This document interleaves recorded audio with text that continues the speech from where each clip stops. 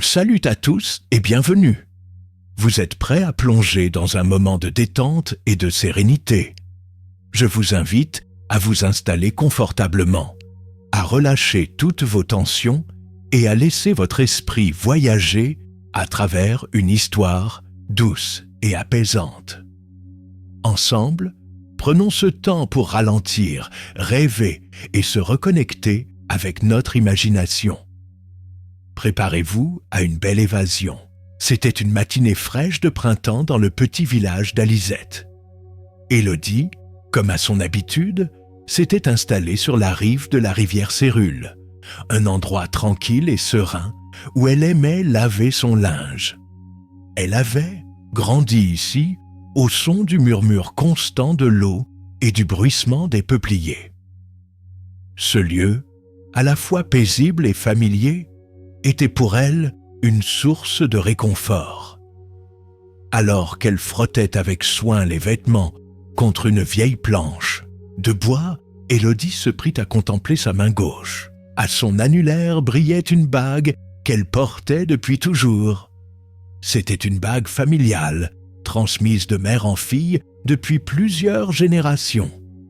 Sa grand-mère lui avait raconté 1001 fois l'histoire de ce bijou. Forgé à la main par un orfèvre itinérant, il symbolisait l'amour et la résilience des femmes de leur lignée. Pour Élodie, la bague représentait bien plus qu'un simple objet. Elle était le lien tangible avec son passé, un rappel constant des racines profondes qui l'ancraient à Alizette.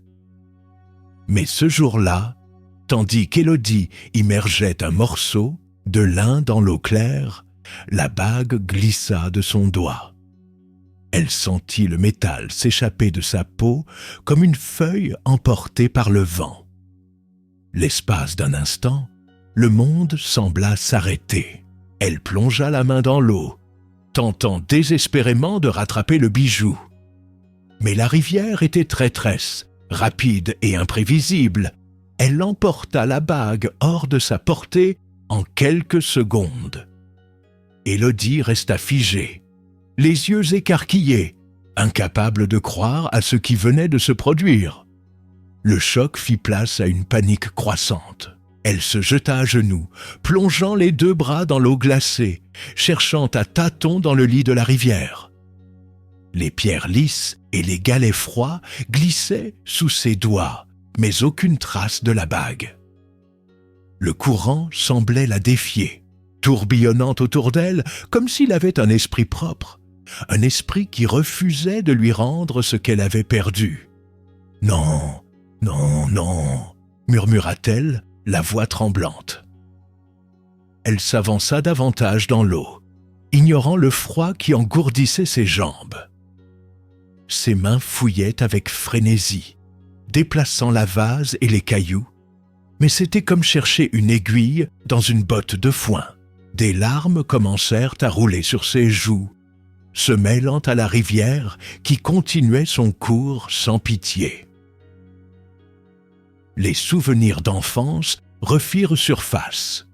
Elle se revit petite fille, écoutant sa grand-mère raconter l'histoire de la bague au coin du feu. Elle se souvint du jour où, à 12 ans, elle avait reçu ce précieux héritage. Ce n'était pas seulement un bijou, c'était un talisman. Et maintenant, il était perdu. Après ce qui sembla une éternité, Élodie se laissa tomber sur le rivage, épuisée. Le souffle court, elle fixa l'eau qui s'écoulait paisiblement, comme si rien ne s'était passé. La rivière, imperturbable, continuait sa danse éternelle, indifférente à son désarroi. Elle savait que trouver la bague dans ce courant serait une tâche quasi impossible, mais elle ne pouvait pas accepter de la perdre ainsi. Son esprit s'emballa. Elle devait réfléchir, trouver une solution.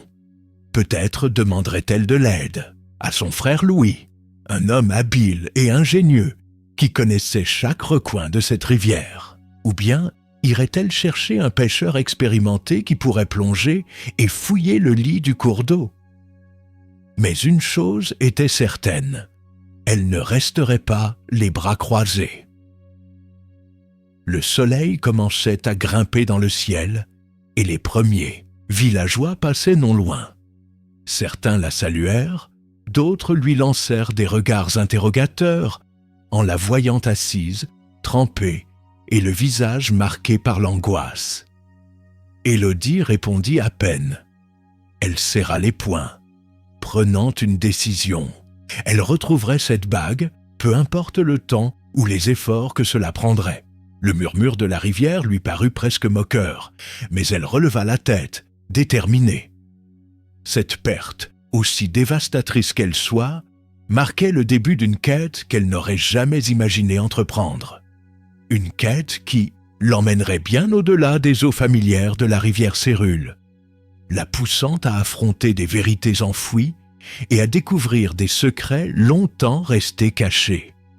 Pour Élodie, retrouver la bague ne serait pas seulement une question de possession, mais de rédemption et de souvenir. C'est un récit à donner le frisson.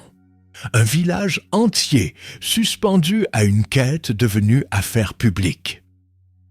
Quand Élodie raconte son malheur à sa famille, les premières réactions sont partagées. Louis, son frère, pense d'abord qu'il s'agit d'une simple maladresse et qu'un plongeon suffira. Leur mère, elle, est persuadée que la rivière avale tout et qu'il vaut mieux abandonner l'idée de retrouver le bijou. Quant à Margot, la vieille voisine, elle croit dur comme fer à une malédiction. La rivière Cérule. Je te l'ai toujours dit, Élodie. Elle prend mais ne rend jamais. Malgré ses avis contradictoires, Élodie n'abandonne pas.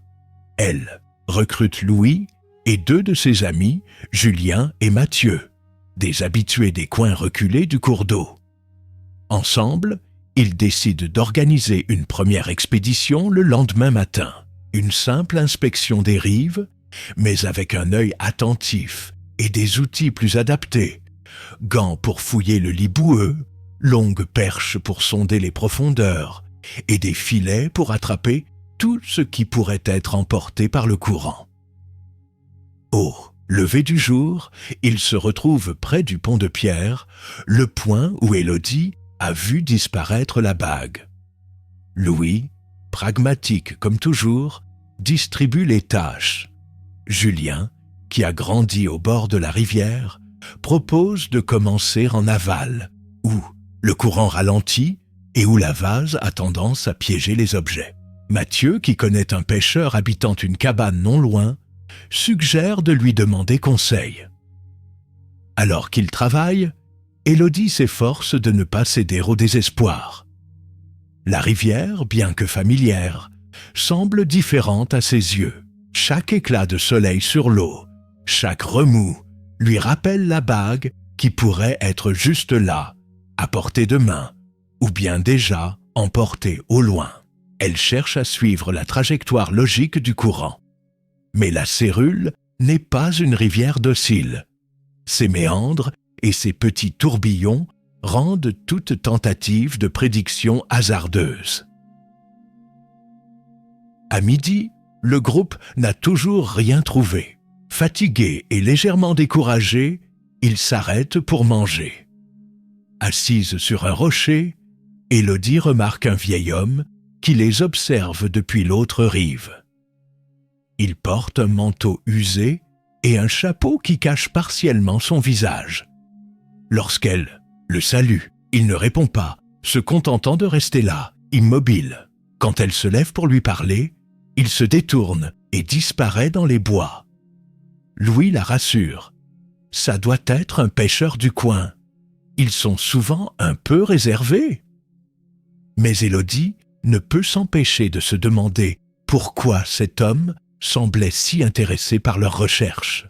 Peut-être savait-il quelque chose. Peut-être avait-il vu ou entendu parler de la bague. Après leur pause, le groupe décide de s'éloigner un peu plus du village, vers des zones moins explorées. Ils rencontrent plusieurs autres habitants qui se joignent brièvement à eux, intrigués par la rumeur qui commence à se répandre. Élodie cherche une bague perdue. Elle dit que c'est une bague de famille. Certains viennent par curiosité, d'autres par amitié. Et bientôt, la simple recherche devient une sorte d'événement local. Dans la soirée, de retour chez elle, Élodie s'assied au bord de son lit, épuisée. La journée a été longue, infructueuse, mais pas vaine. Elle se rend compte que cette quête la pousse à regarder différemment son environnement, les gens qu'elle connaît et ceux qu'elle rencontre. Cette rivière qu'elle pensait si familière devient un monde à explorer, avec ses mystères, ses histoires et peut-être ses secrets. Mais elle se promet une chose, elle n'abandonnera pas. Si la rivière Sérule a pris la bague, elle fera tout pour la convaincre de la lui rendre. Et si cela implique de fouiller chaque centimètre de ses rives, de parler à chaque habitant et d'écouter chaque rumeur, elle le fera. La bague, elle, le sait, est bien plus qu'un bijou. C'est un morceau d'elle-même, un lien avec son histoire, et elle ne se permettra pas de le perdre. Le lendemain matin, Élodie se leva avant l'aube. Une nuit de sommeil lui avait donné l'énergie nécessaire pour continuer. Elle décida d'explorer une portion de la rivière qu'elle n'avait pas encore fouillée. La vieille cabane du pêcheur isolé lui revint en mémoire, un endroit dont elle avait souvent entendu parler, mais où elle ne s'était jamais aventurée. Ce lieu, selon les récits, était abandonné depuis des décennies. Le pêcheur qui y vivait avait disparu un jour sans laisser de traces, et l'endroit était peu à peu tombé en ruine. Pourtant, les habitants du village disaient parfois entendre des bruits étranges venant de ce coin reculé. Des craquements de bois, des éclats de voix étouffés, et même, par moments, un faible éclat de lumière à travers les arbres. La cabane se trouvait non loin d'un bras de la rivière où le courant ralentissait, formant un bassin naturel entouré de gros rochers. Élodie, accompagnée de son frère Louis et de Julien, se mit en route dès que les premières lueurs de l'aube percèrent les arbres. Le chemin menant à la cabane était envahi par les herbes hautes, et les branches basses les obligeaient à se baisser fréquemment. Le chant des oiseaux était le seul son qui troublait le silence, ajoutant une atmosphère à la fois apaisante et légèrement inquiétante. Lorsqu'ils arrivèrent enfin sur place, ils découvrirent une structure à moitié effondrée. Le toit de la cabane était en partie arraché et les murs de bois portaient les marques du temps. Mousse, champignons et fissures creusées par les années. La porte, en revanche, était curieusement intacte, fermée par un lourd loquet métallique. Louis, toujours prêt à explorer, essaya de l'ouvrir, mais elle était bloquée. Julien proposa d'entrer par l'une des fenêtres dont les carreaux étaient cassés. À l'intérieur, l'air était lourd et imprégné de moisissure. La lumière pénétrait à peine, mais ils purent distinguer des étagères pleines de boîtes rouillées, un vieux lit en métal aux draps déchirés et une table bancale recouverte de poussière. Ce qui attira immédiatement l'attention d'Élodie fut une grande malle en bois au fond de la pièce. Elle s'approcha, son cœur battant la chamade. « Qu'est-ce que tu espères trouver là-dedans » demanda Louis en lui jetant un regard sceptique. « Je ne sais pas, mais je sens que c'est important. » Elle essaya d'ouvrir la malle, mais elle était scellée par un cadenas ancien. Julien, qui avait l'habitude des vieux mécanismes, inspecta le cadenas et secoua la tête. C'est un modèle très vieux. À moins d'avoir la clé, ça va être compliqué. Mais si on cherche bien, on pourrait la trouver ici. Ils fouillèrent la cabane. Dans une boîte métallique sur une étagère, Élodie trouva un trousseau de clés. L'une d'entre elles correspondait au cadenas. Avec un clic, la malle s'ouvrit. À l'intérieur, ils découvrirent des objets variés, des outils de pêche, des carnets de notes et une petite boîte en bois laqué. C'est cette boîte qui attira l'attention d'Élodie. Elle l'ouvrit doucement et trouva à l'intérieur un anneau argenté orné d'une petite pierre bleue. Ce n'était pas la bague qu'elle avait perdue, mais un autre bijou qui semblait ancien. Surprise, elle examina l'anneau. À l'intérieur, une inscription était gravée, mais l'usure la rendait difficile à lire. Les mots qu'elle parvint à déchiffrer ressemblaient à jamais liés à la cérule. Cela la troubla. Pourquoi un anneau porterait-il le nom de la rivière? Et pourquoi était-il caché dans cette cabane abandonnée? Julien et Louis semblaient sceptiques quant à l'importance de cette découverte. Mais pour Élodie, cela confirmait une intuition. Sa quête ne se limitait pas à retrouver un simple bijou. La bague qu'elle avait perdue était peut-être liée à une histoire plus vaste, une histoire que les habitants d'Alizette avaient oubliée ou cachée. L'anneau trouvé dans la malle était peut-être une piste, un indice qui la conduirait au cœur du mystère. Après avoir pris l'anneau, Élodie décida de garder cette découverte pour elle, du moins pour l'instant. Elle referma la malle et proposa de quitter la cabane. Dehors, le soleil était déjà haut et la lumière jouait sur la surface tranquille de la rivière. Elle se sentit à la fois intriguée et déterminée. Si cet anneau avait un lien avec la cérule, peut-être qu'en découvrant son histoire, elle finirait par retrouver sa propre bague. Mais au fond d'elle, une question la hantait. Et si la rivière, avec ses courants et ses secrets, n'était pas seulement un témoin silencieux, mais une force qui jouait un rôle actif dans cette énigme? Elle se demanda si le vieux pêcheur, dont personne n'avait plus de nouvelles, n'avait pas été le premier à comprendre cela. Et si son destin était lié au sien, à travers cette bague et cette rivière qu'ils partageaient? Élodie ne pouvait qu'aller de l'avant, guidée par une intuition tenace et un étrange sentiment que la cérule avait encore beaucoup à révéler. Le jour suivant, Élodie et Louis décidèrent de poursuivre leurs recherches dans une zone de la rivière rarement fréquentée. Ce tronçon était entouré d'une forêt dense et l'accès y était difficile. Selon les anciens du village, la rivière, à cet endroit, était beaucoup plus profonde et abritait des courants capricieux. Élodie espérait que les eaux plus calmes des jours précédents auraient poussé la bague jusque-là.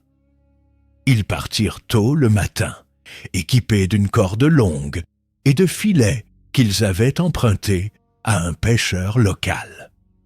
Julien, qui ne pouvait pas les accompagner ce jour-là, leur avait donné des instructions sur les points à surveiller. Les arbres inclinés au-dessus de l'eau, les amas de bois flottés et les petits tourbillons où des objets pouvaient être piégés. Après plusieurs heures de marche, ils atteignirent une clairière où la rivière formait un coude serré. L'eau était plus sombre ici, le courant plus puissant. Des racines noueuses plongeaient dans l'eau comme des mains cherchant à attraper tout ce qui passait. Élodie ressentit un frisson en observant cette partie de la rivière. Elle avait grandi près de la cérule, mais elle n'avait jamais vraiment exploré cet endroit. La lumière filtrant à travers les arbres créait des reflets argentés sur la surface de l'eau, rendant l'atmosphère à la fois magique et légèrement inquiétante. On devrait commencer par sonder la zone près de cet arbre incliné, proposa Louis.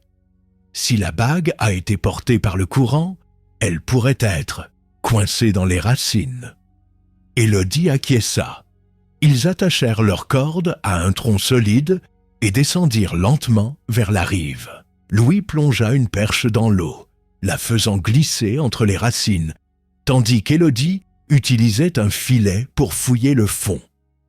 Pendant des heures, ils répétèrent ces gestes, scrutant chaque recoin, mais sans succès. La bague restait introuvable. À midi, ils firent une pause. Assis sur une pierre plate, ils partageaient des morceaux de pain et de fromage, tout en réfléchissant à la suite de leurs recherches. « Peut-être qu'on regarde au mauvais endroit, » dit Louis. « Si le courant était trop fort, la bague pourrait être beaucoup plus en aval. Ou bien elle est coincée dans un endroit qu'on ne peut pas voir d'ici, » répondit Élodie, frustrée. Le silence de la forêt, entrecoupé du murmure de la rivière, donnait à la scène un air irréel. Élodie sentit soudainement que cette quête n'était pas seulement une simple recherche d'un objet perdu. Quelque chose dans l'atmosphère, dans la façon dont la rivière semblait vivre, la poussait à croire qu'elle poursuivait un objectif plus grand. Elle ne savait pas encore quoi, mais elle sentait que la bague était la clé. Ils reprirent leur travail, cette fois en explorant une petite crique où le courant ralentissait. Louis trouva un vieux morceau de métal, peut-être un débris d'une charrette tombée dans l'eau il y a des années. Élodie, elle, tomba sur une branche qui semblait gravée de symboles. Elle la sortit de l'eau et la nettoya. Les marques n'étaient pas naturelles. Elles formaient un motif qui ressemblait à un arbre, entouré de lignes ondulantes. Elle montra la branche à Louis. « Regarde ça. Tu crois que c'est juste une coïncidence ? » « C'est bizarre, » admit-il. « Mais peut-être que c'est juste une branche qui a flotté ici d'un autre endroit. »« Peut-être, » répondit-elle en examinant de plus près. « Mais on dirait un dessin d'un arbre près de l'eau. » Cette trouvaille, bien que mystérieuse, ne les aidait pas à localiser la bague. Cependant, elle renforça l'idée qu'ils étaient sur une piste. Élodie se demandait si la branche provenait d'un ancien rituel ou d'une tradition oubliée. Le dessin semblait être une sorte de symbole, comme un indice laissé là intentionnellement. Alors qu'ils continuaient à explorer, le ciel s'assombrit. De gros nuages gris s'amoncelaient, annonçant une pluie imminente. Élodie, prise d'un pressentiment, insista pour fouiller un dernier recoin. Une petite anse où l'eau formait un tourbillon lent. C'est là qu'ils trouvèrent quelque chose de vraiment étrange. En tirant sur un amas de bois flotté, ils découvrirent un coffre métallique scellé par la rouille. Le coffre était lourd et difficile à sortir de l'eau. Quand ils réussirent enfin à le poser sur la rive, ils s'assirent essoufflés. L'objet semblait ancien, couvert d'algues et de boue. Élodie, curieuse, tenta d'ouvrir le coffre, mais il était trop bien fermé. On devrait le ramener au village et essayer de l'ouvrir avec des outils, suggéra Louis. D'accord, mais j'ai l'impression qu'on est sur quelque chose d'important, répondit Élodie. La pluie commença à tomber alors qu'ils transportèrent le coffre hors de la clairière. Pour Élodie, cette découverte, bien qu'elle ne soit pas la bague, marquait un tournant. Ce coffre était lié à la rivière, à son histoire, et peut-être même à la mystérieuse branche gravée. L'aventure prenait une nouvelle tournure, et elle sentait que chaque pas la rapprochait un peu plus de la vérité cachée dans les eaux de la Cérule. Lorsqu'Élodie et Louis rentrèrent au village avec le coffre, une petite foule de curieux s'était rassemblée devant la maison familiale. Les nouvelles de leur découverte s'étaient rapidement répandues. Les villageois, intrigués et excités, échangeaient des hypothèses à voix basse. Le coffre, avec son aspect ancien et mystérieux, alimentait toutes sortes de légendes locales. Certains prétendaient qu'il contenait de l'or, d'autres des documents compromettants, et quelques-uns murmuraient qu'il renfermait des reliques d'un temps oublié. Louis posa le coffre sur la grande table en bois de la salle à manger, et Élodie, après un instant d'hésitation, demanda à tous de reculer. « Si vous voulez, restez et voir ce que nous avons trouvé, très bien, mais ne touchez à rien, déclara-t-elle. Louis saisit un marteau et un burin qu'il avait emprunté à Julien et commença à s'attaquer au vieux cadenas qui maintenait le coffre fermé. La pièce était silencieuse, à part le bruit métallique des coups contre le fer rouillé. Après plusieurs minutes d'effort, le cadenas céda dans un grincement sinistre. Tous retenaient leur souffle, alors qu'Élodie ouvrait lentement le couvercle. À l'intérieur, il n'y avait ni or, ni bijoux scintillants, mais une collection d'objets qui semblaient avoir traversé les siècles. Des parchemins roulés, un médaillon en argent, un carnet en cuir rongé par le temps, et un autre anneau très simple, en bronze terni. Élodie prit l'anneau dans ses mains et l'observa sous la lumière de la lampe à pétrole. « Ce n'est pas ma bague !» murmura-t-elle, déçue mais intriguée. « Et c'est quoi alors ?» demanda une des voisines, les yeux brillants de curiosité. « Je ne sais pas » répondit Élodie. « Mais regardez ceci !» Elle déroula l'un des parchemins qui se révélèrent être des cartes rudimentaires de la région. Sur l'une d'elles, la rivière Cérule était dessinée avec une précision étonnante, bien qu'elle paraisse suivre un tracé légèrement différent de ce qu'Élodie connaissait aujourd'hui. Il y avait aussi des annotations dans une écriture ancienne, mentionnant des trésors cachés et des emplacements sacrés. C'est une sorte de plan pour... Quoi, exactement ?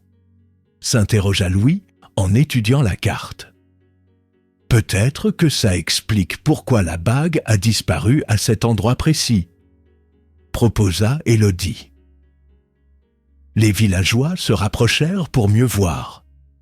Margot, la voisine âgée, plissa les yeux et pointa une annotation en bas de la carte. « Ça, là, c'est pas le nom de l'ermite qui vivait ici avant ?»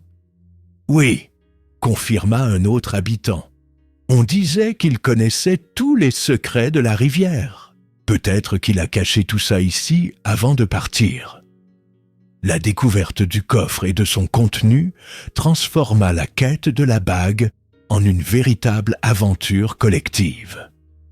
Ce n'était plus seulement l'histoire d'Élodie, mais celle de tout le village, réveillant des souvenirs, des légendes et des espoirs. Margot raconta qu'à son époque, l'ermite était venu au village pour vendre des herbes médicinales et échanger des objets étranges. Personne ne savait d'où il venait exactement, mais beaucoup disaient qu'il avait une connaissance unique de la rivière et de ses méandres. Et certains chuchotaient même qu'il avait laissé derrière lui des indices pour qui serait assez malin ou persévérant pour les déchiffrer. Élodie décida de prendre le carnet en cuir pour le lire plus attentivement.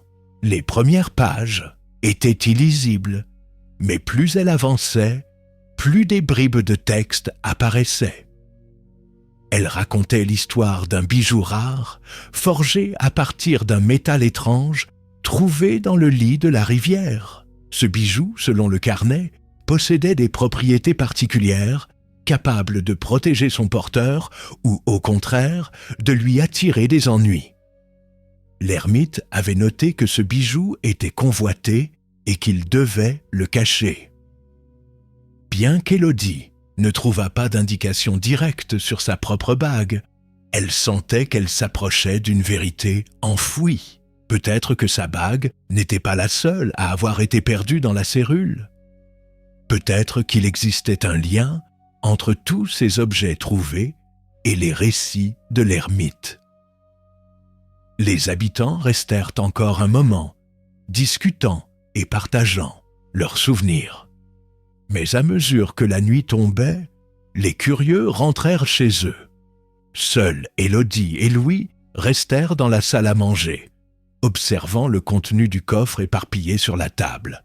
« Ça dépasse tout ce que j'aurais imaginé, » murmura Élodie. « Je croyais juste chercher une bague. » Et maintenant, on découvre une histoire qui remonte à des générations. Louis haussa les épaules, un sourire en coin. Peut-être qu'en trouvant ces objets, on finit par trouver un morceau de nous-mêmes. Élodie sourit, fatiguée mais motivée. Elle savait qu'il lui restait beaucoup à découvrir. Sa quête ne faisait que commencer. Lorsqu'Élodie et Louis rentrèrent au village avec le coffre, une petite foule de curieux s'était rassemblée devant la maison familiale. Les nouvelles de leur découverte s'étaient rapidement répandues. Les villageois, intrigués et excités, échangeaient des hypothèses à voix basse. Le coffre, avec son aspect ancien et mystérieux, alimentait toutes sortes de légendes locales.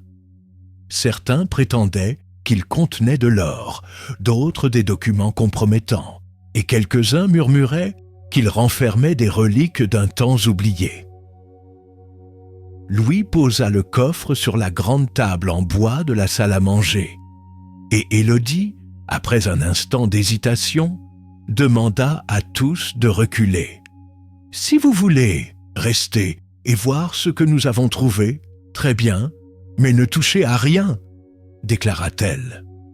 Louis saisit un marteau et un burin qu'il avait emprunté à Julien et commença à s'attaquer au vieux cadenas qui maintenait le coffre fermé. La pièce était silencieuse, à part le bruit métallique des coups contre le fer rouillé. Après plusieurs minutes d'effort, le cadenas céda dans un grincement sinistre. Tous retenaient leur souffle, alors qu'Élodie ouvrait lentement le couvercle. À l'intérieur, il n'y avait ni or, ni bijoux scintillants, mais une collection d'objets qui semblaient avoir traversé les siècles.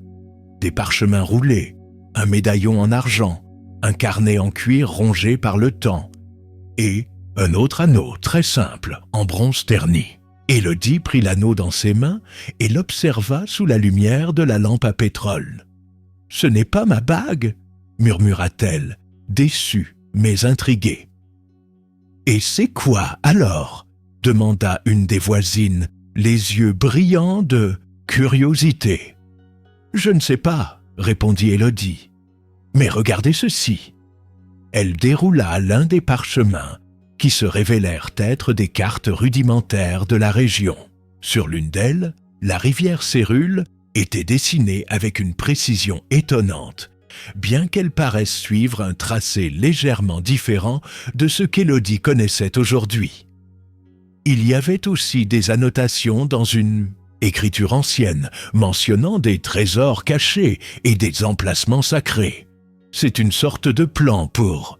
Quoi exactement ? S'interrogea Louis en étudiant la carte. Peut-être que ça explique pourquoi la bague a disparu à cet endroit précis, proposa Élodie. Les villageois se rapprochèrent pour mieux voir.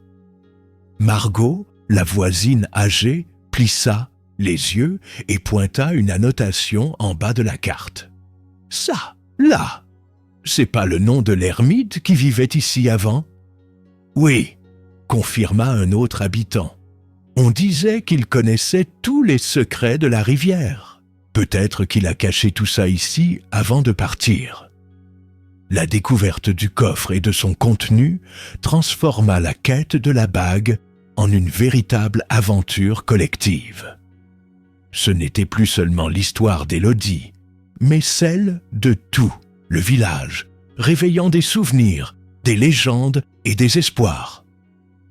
Margot raconta qu'à son époque, l'ermite était venu au village pour vendre des herbes médicinales et échanger des objets étranges. Personne ne savait d'où il venait exactement, mais beaucoup disaient qu'il avait une connaissance unique de la rivière et de ses méandres. Et certains chuchotaient même qu'il avait laissé derrière lui des indices pour qui serait assez malin ou persévérant pour les déchiffrer. Élodie décida de prendre le carnet en cuir pour le lire plus attentivement. Les premières pages étaient illisibles, mais plus elle avançait, plus des bribes de texte apparaissaient. Elle racontait l'histoire d'un bijou rare, forgé à partir d'un métal étrange, trouvé dans le lit de la rivière. Ce bijou, selon le carnet, possédait des propriétés particulières, capables de protéger son porteur ou, au contraire, de lui attirer des ennuis. L'ermite avait noté que ce bijou était convoité et qu'il devait le cacher. Bien qu'Élodie ne trouvât pas d'indication directe sur sa propre bague, elle sentait qu'elle s'approchait d'une vérité enfouie. Peut-être que sa bague n'était pas la seule à avoir été perdue dans la cérule. Peut-être qu'il existait un lien entre tous ces objets trouvés et les récits de l'ermite. Les habitants restèrent encore un moment, discutant et partageant leurs souvenirs. Mais à mesure que la nuit tombait, les curieux rentrèrent chez eux. Seuls Élodie et Louis restèrent dans la salle à manger, observant le contenu du coffre éparpillé sur la table.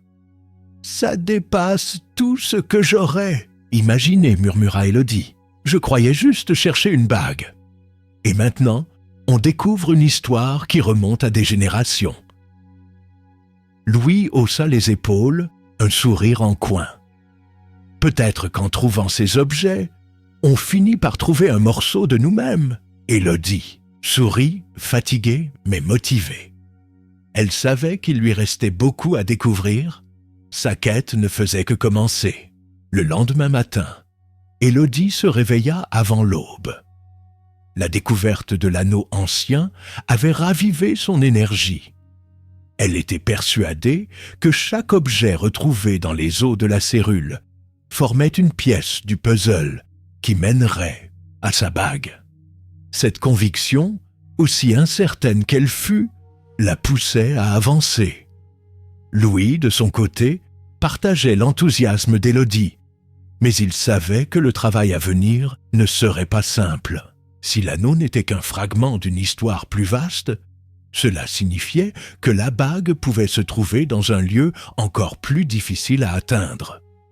Ensemble, ils décidèrent de poursuivre leur quête plus en aval, là où la rivière se divisait en plusieurs bras plus étroits avant de rejoindre un large bassin connu sous le nom de « Miroir des eaux ». Les anciens racontaient que cet endroit était surnommé ainsi parce qu'il reflétait tout ce qui passait près de ses rives, comme un miroir naturel. Le chemin jusqu'au Miroir des eaux n'était pas une promenade de santé. Le terrain devenait plus escarpé, les arbres plus denses, et le chant des oiseaux cédait parfois la place à un silence pesant. Louis, pragmatique, traçait leur parcours avec une machette qu'il avait empruntée à un ami, tandis qu'Élodie suivait avec la carte et le médaillon. Ce dernier ne la quittait plus. Elle avait pris l'habitude de le porter autour du cou, presque comme un talisman, bien qu'elle ne sache pas vraiment ce qu'il représentait. Lorsqu'ils atteignirent enfin le Miroir des eaux, le spectacle les laissa sans voix. C'était un endroit d'une beauté étrange et mystique. L'eau, parfaitement calme, semblait s'étendre à l'infini, reflétant les nuages et les arbres avec une précision déconcertante. Même les moindres détails, une feuille tombée, une branche tordue, semblaient suspendus dans ce miroir liquide. Élodie eut le sentiment que cet endroit n'était pas tout à fait réel, comme s'ils avaient franchi une frontière invisible entre le monde ordinaire et quelque chose de plus ancien, de plus sacré. « C'est ici, » dit-elle à voix basse, « je le sens. » Louis, qui n'était pas particulièrement sensible à ce genre de ressenti, haussa les épaules, mais se mit au travail. Ils installèrent leur campement sur une petite île au milieu du bassin. Une fois le matériel préparé, cordes, filets, longues perches, ils commencèrent leur exploration. Élodie se concentra sur une zone où la carte montrait un symbole qu'elle n'avait pas remarqué auparavant. Une simple croix tracée près de la rive nord. Avec Louis, elle navigua jusqu'à cet endroit en poussant une petite embarcation qu'ils avaient fabriquée à la hâte. L'eau était si claire et si calme qu'ils pouvaient voir le fond, tapissé de galets lisses et de plantes aquatiques. Pendant plusieurs heures, ils cherchèrent sans rien trouver. Les poissons nageaient doucement autour d'eux, indifférents à leur présence. Le soleil, haut dans le ciel, les fit transpirer, mais ils continuèrent, déterminés. C'est alors qu'Élodie remarqua quelque chose d'inhabituel. Une pierre plate, légèrement inclinée, avec ce qui ressemblait à des gravures sur sa surface. « Louis, viens voir ça !» appela-t-elle. Il la rejoignit et examina la pierre. Les gravures étaient anciennes, à peine visibles sous l'eau. Il leur fallut du temps pour les nettoyer et les déchiffrer, mais ce qu'ils virent les stupéfia.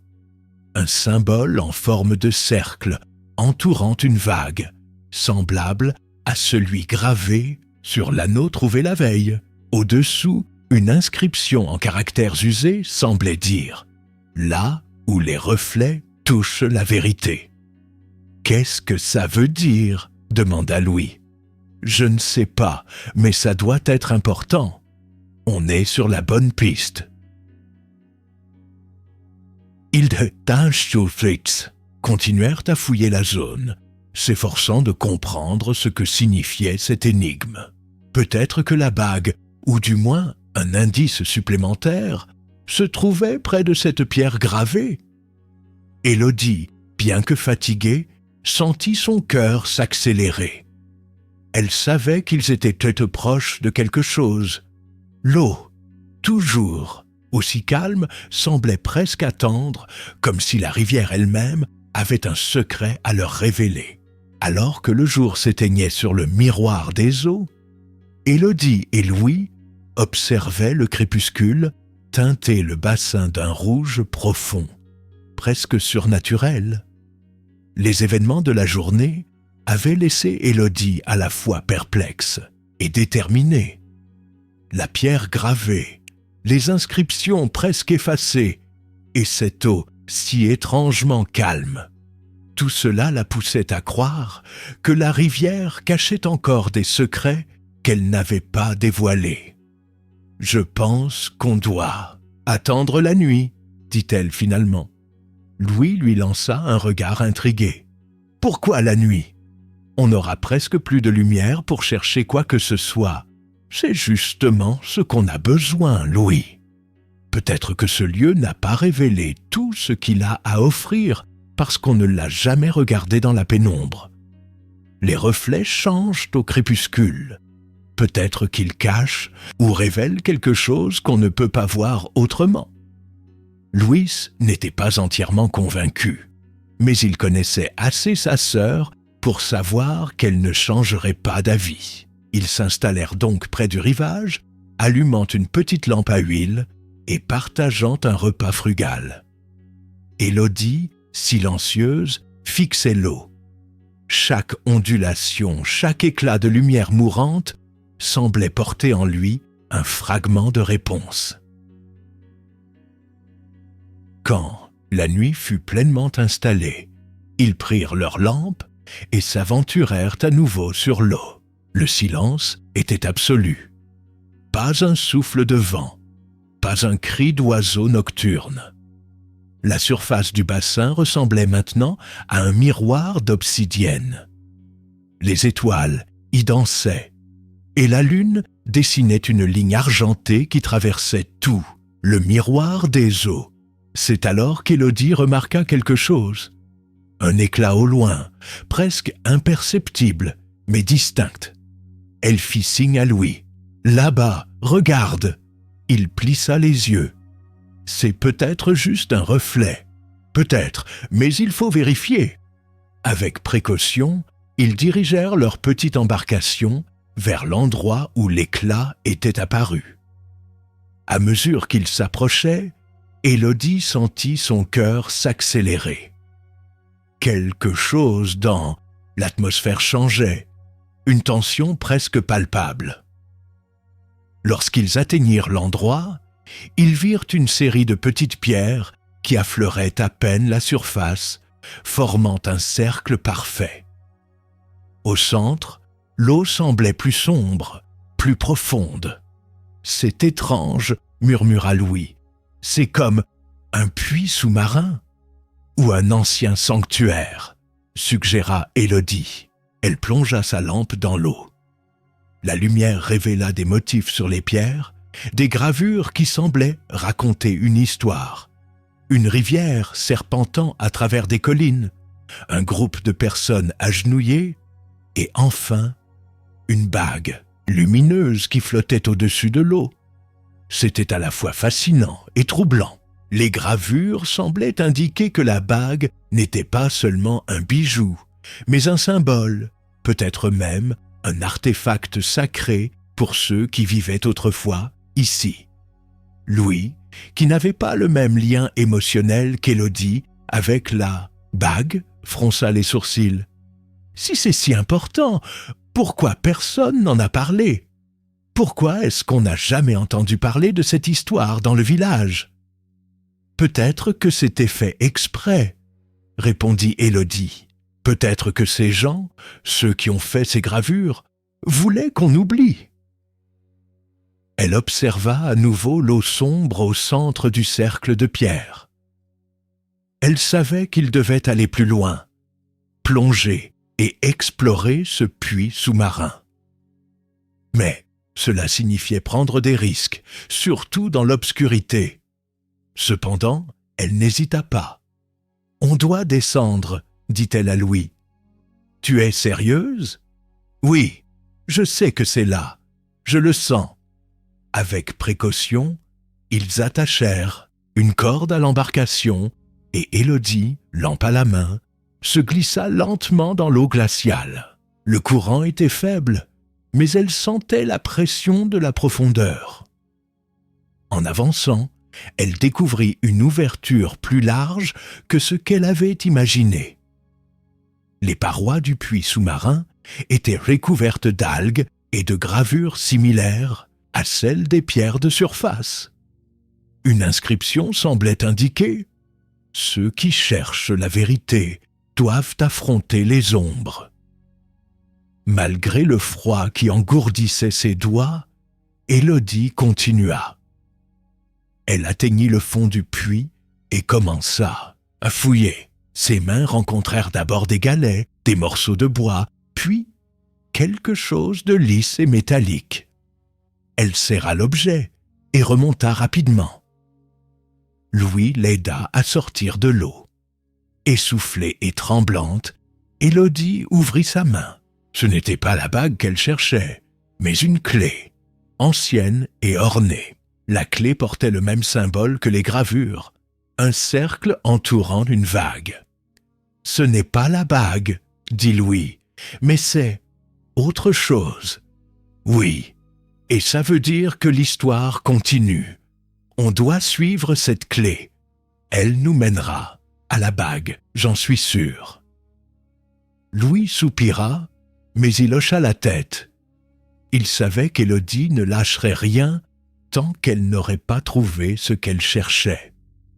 Pour lui, cette quête devenait de plus en plus étrange, mais pour elle, c'était un cheminement nécessaire. Un chemin qu'elle n'aurait jamais imaginé emprunter, mais qu'elle savait devoir suivre jusqu'au bout.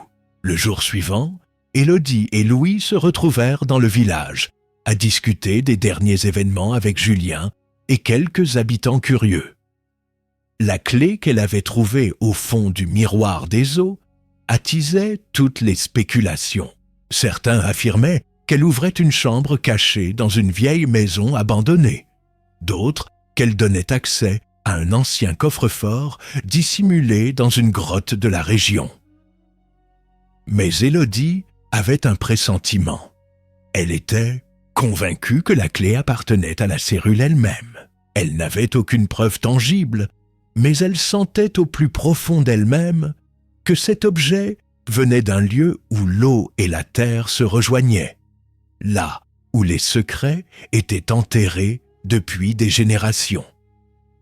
Ils décidèrent donc de revenir au bord de la rivière, cette fois à un endroit où la carte et les notes du carnet semblèrent converger.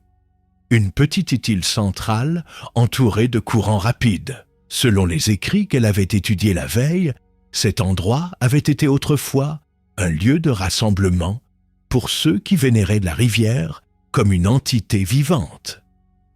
Les anciens écrivaient que le cœur de la rivière se trouve là où les eaux se croisent et se séparent. Pour atteindre cette île, il leur fallut improviser un radeau. Louis et Julien passèrent la matinée à assembler des morceaux de bois flottés et des branches solides qu'ils avaient trouvées près de la rive. Pendant ce temps, Élodie relisait encore et encore les inscriptions dans le carnet, cherchant le moindre détail qui pourrait les guider. Enfin, lorsque le radeau fut prêt, ils le poussèrent à l'eau et commencèrent leur traversée. Les étés de Rianchine courant autour de l'île étaient puissants, mais en restant concentrés, ils atteignirent la berge. Là, le silence régnait. Pas un souffle de vent, pas un chant d'oiseaux. C'était comme si l'île les attendait. En explorant, ils trouvèrent des traces de structures anciennes, des piliers de pierre à demi enfouis, un cercle de pierre ressemblant à un autel, et même des gravures dans la roche. Ces gravures étaient similaires à celles du miroir des eaux. Un cercle, une vague, et au centre, une main tenant un objet rond. La symbolique semblait indiquer un rituel ou un passage sacré. « Regarde ça !» dit Louis en pointant une pierre verticale. « Il y a un trou. » « Peut-être que la clé s'insère ici, » suggéra Julien. Élodie, tremblante d'excitation et de nervosité, s'approcha. Elle sortit la clé de sa poche et la fit glisser dans le trou. Pendant un moment, rien ne se produisit. Puis, dans un léger bruit de mécanisme, la pierre se mit à trembler et à pivoter. Devant eux, un passage étroit s'ouvrit, descendant sous l'île. « Je savais qu'il y avait quelque chose ici », murmura Élodie. Ils allumèrent des lampes et descendirent prudemment. Le passage était froid, humide et bordé de racines qui s'accrochaient aux parois de terre. Ils descendirent en silence, l'atmosphère devenant de plus en plus oppressante à mesure qu'ils s'enfonçaient. Enfin, ils arrivèrent dans une vaste caverne. Au centre, une pierre plate surélevée ressemblait à un autel. Et là, posé au milieu, il y avait un objet. « C'est elle », murmura Élodie. « C'est ma bague. » Elle s'avança, ses mains tremblantes. Mais lorsqu'elle atteignit la pierre, une vibration étrange parcourut la caverne. L'eau commença à couler doucement d'un mur, formant une fine cascade. La lumière des lampes se reflétait sur les parois, créant des ombres dansantes. C'était comme si la rivière elle-même répondait à leur présence. Élodie saisit la bague. Elle était plus lourde que dans son souvenir, et la pierre semblait briller légèrement sous la lumière. En la tenant, elle sentit une chaleur étrange, comme si l'objet reconnaissait son propriétaire. Mais elle comprit aussi que ce n'était pas juste une bague. C'était un lien avec quelque chose de plus ancien, de plus profond. Louis et Julien observaient, silencieux, respectant l'émotion qui émanait d'Élodie. Ils restèrent encore quelques minutes dans la caverne, contemplant l'autel et les gravures. Élodie avait enfin retrouvé ce qu'elle cherchait. Mais elle savait aussi que cette quête avait révélé bien plus qu'un simple bijou perdu. elle avait découvert une histoire oubliée, un lien indéfectible entre sa famille, la rivière et les mystères du passé. Lorsqu'ils sortirent enfin de la caverne et retournèrent au village, Élodie se sentait différente, pas seulement soulagée, mais transformée. Elle comprit que la bague, bien qu'elle ait été le point de départ, n'était qu'une partie de l'histoire. Le véritable trésor résidait dans ce qu'elle avait appris, dans les liens qu'elle avait renforcés avec sa famille et dans la redécouverte des racines profondes qui l'unissaient à la terre et à l'eau de la cérule. Élodie, Louis et Julien émergèrent de la caverne avec un sentiment de soulagement, mais aussi de mystère. L'île silencieuse, le passage caché et la bague retrouvée avaient laissé une empreinte indélébile dans leur esprit. Le retour au village, cependant, fut loin d'être une fin paisible. Dès qu'ils arrivèrent, ils furent accueillis par une foule d'habitants, curieux de savoir si leur quête avait été couronnée de succès. Margot, la voisine âgée, s'approcha immédiatement. « Alors, vous l'avez retrouvé ?» demanda-t-elle, les yeux pleins d'attente. Élodie hocha la tête, sortant la bague de sa poche. Un murmure d'émerveillement parcourut la foule. Pourtant, malgré ce moment de triomphe, Élodie ressentit un étrange mélange d'émotions. Elle était heureuse de revoir la bague, mais quelque chose en elle avait changé. La caverne, la rivière, les gravures. Tout cela suggérait que la bague n'était pas seulement un souvenir de famille. C'était un artefact lié à une Nogir, histoire plus ancienne, plus profonde et encore largement inconnue. Les villageois, bien sûr, n'avaient pas cette perspective. Pour eux, Élodie avait simplement récupéré ce qu'elle avait perdu. Ils la félicitèrent, puis peu à peu, chacun retourna à ses occupations. Louis et Julien, fatigués mais contents, proposèrent de fêter leur succès. Pourtant, Élodie restait pensive. « Qu'est-ce qui ne va pas ?» demanda Louis en remarquant son air préoccupé. « Je ne sais pas, » répondit-elle. « C'est juste, je ne peux pas m'empêcher de penser que cette bague, ce n'est pas juste un bijou. Elle représente quelque chose de plus grand, quelque chose qui a été oubliée. » Julien intervint, haussant les épaules. « Parfois, il vaut mieux laisser certaines choses dans le passé. Tu l'as retrouvée, c'est ce qui compte, non ?»« Peut-être, » murmura-t-elle, « mais je ne peux pas m'arrêter. » Là, elle passa les jours suivants à étudier de plus près les gravures et les notes trouvées dans la caverne et le coffre. Plus elle lisait, plus elle découvrait des fragments d'histoire, des rituels anciens, des croyances oubliées des gens qui habitaient cette région bien avant la fondation du village. La rivière, d'après les écrits, n'était pas seulement une source de vie. Elle était vue comme une entité protectrice, une force avec laquelle les habitants vivaient en symbiose. Et puis, il y avait la bague elle-même. Elle portait des marques subtiles, presque invisibles, qui semblaient correspondre à celles des gravures.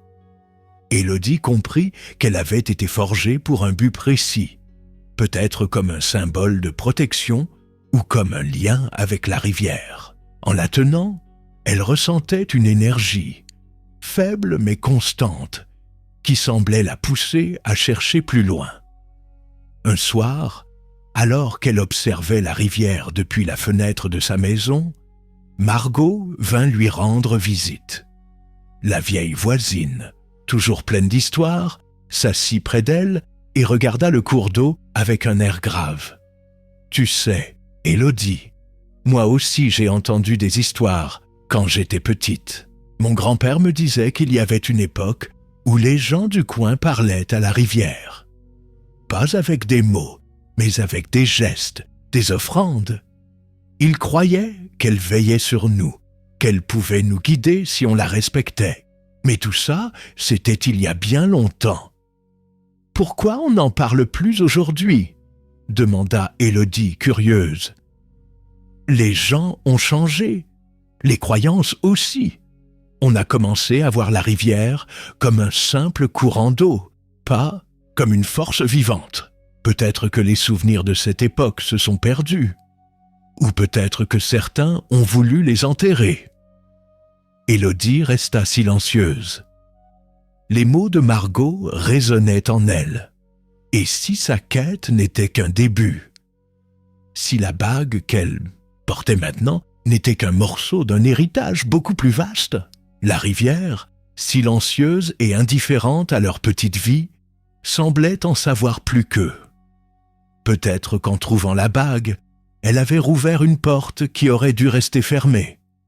Ou peut-être qu'elle avait simplement commencé un voyage qu'elle n'avait jamais imaginé entreprendre.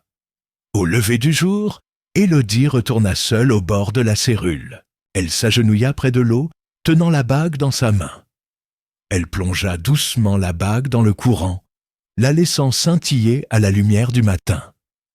Puis, elle murmura « Je ne sais pas ce que tu veux me dire, mais je suis prête à écouter. » La rivière, bien sûr, ne répondit pas. Mais pour la première fois depuis le début de cette aventure, Élodie sentit une paix intérieure. La bague était à elle, oui, mais elle appartenait aussi à l'histoire de cette terre, à l'esprit de la Sérule. Elle n'avait pas toutes les réponses, mais elle comprenait désormais qu'il ne s'agissait pas uniquement de trouver ce qui était perdu.